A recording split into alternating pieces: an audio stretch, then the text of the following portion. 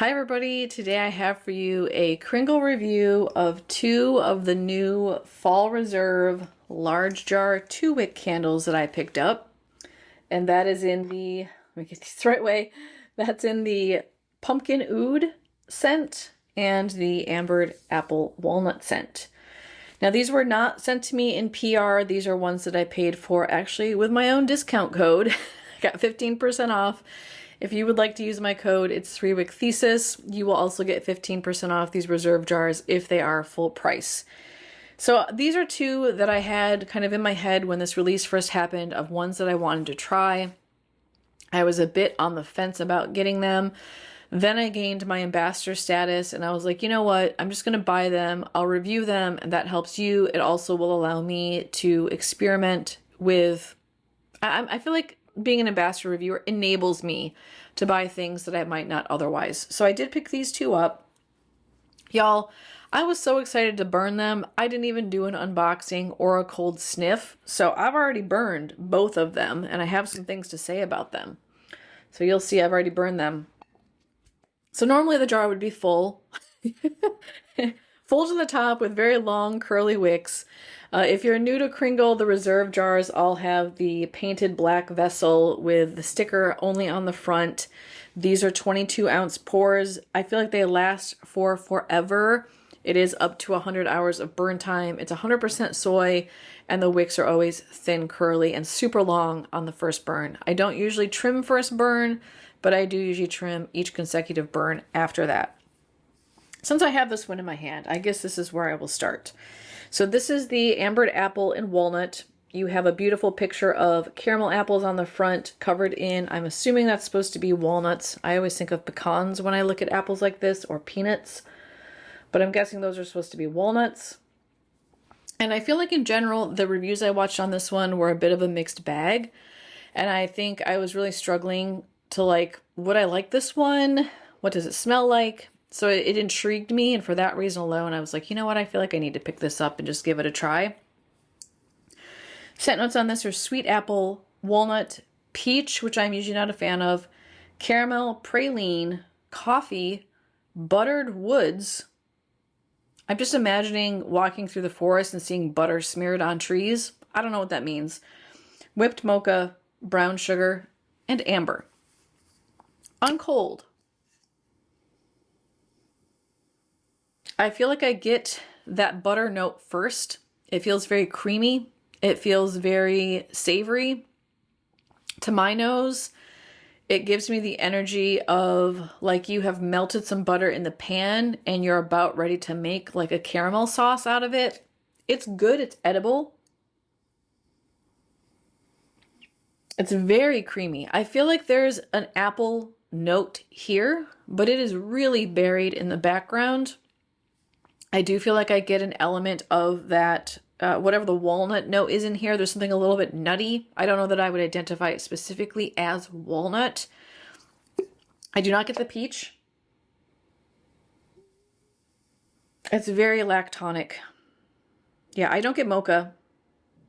The brown sugar comes through more like a caramel to me. I definitely get praline vibes. Again, it feels like you're melting some butter, getting ready to make some caramel sauce with a hint of apple on cold. I don't get coffee.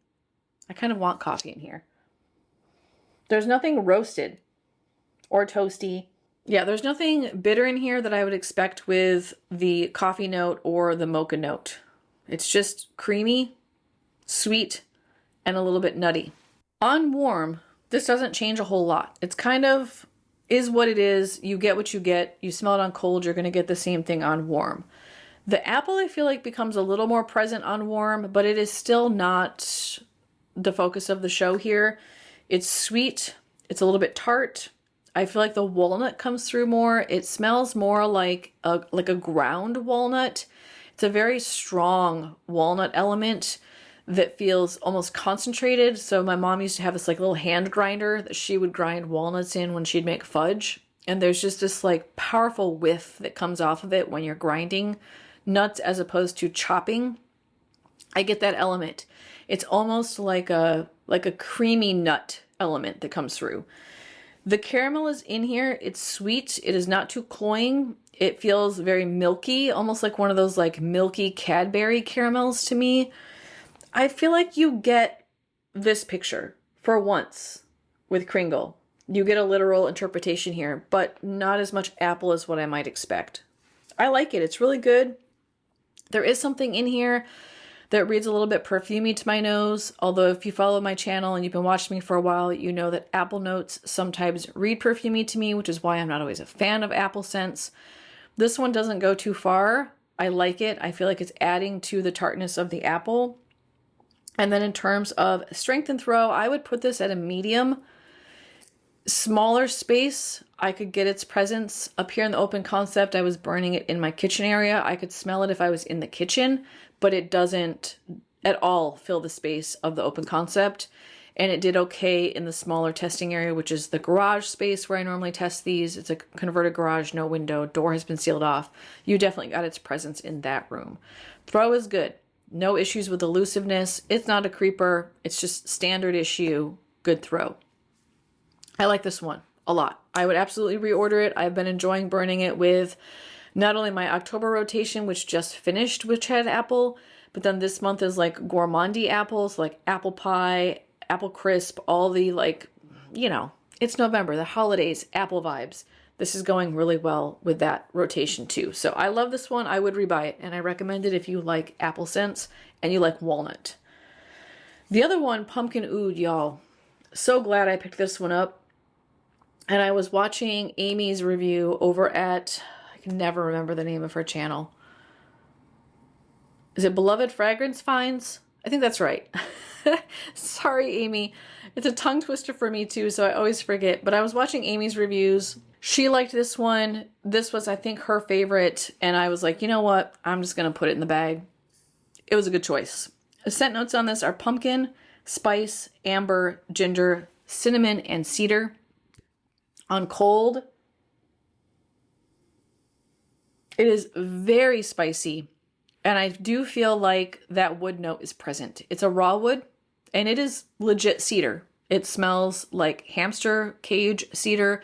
It smells like you just cut down a cedar tree and you're smelling raw wood. It smells like you just built a cedar closet.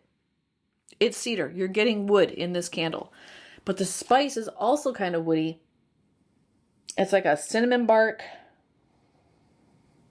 So it's spicy, but it's warm and it's woody. I don't, on cold, get pumpkin. I don't get anything really starchy in here. It's just very woody and very spicy. And I don't think I pick up on ginger. With ginger, I expect like, if it's fresh ginger, I expect a spiciness, like a high sinus clearing spiciness. If it's a baker's ginger, I expect it to be a little bit sweet. Yeah, I don't feel like I'm finding it there. On warm, it doesn't evolve that much. I get what feels like a little bit more pumpkin on warm. It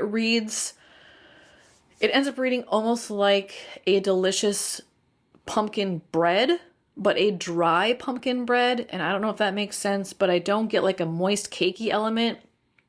It feels like a very dry, spiced pumpkin bread. So you pick up on the kind of cinnamon bark edge.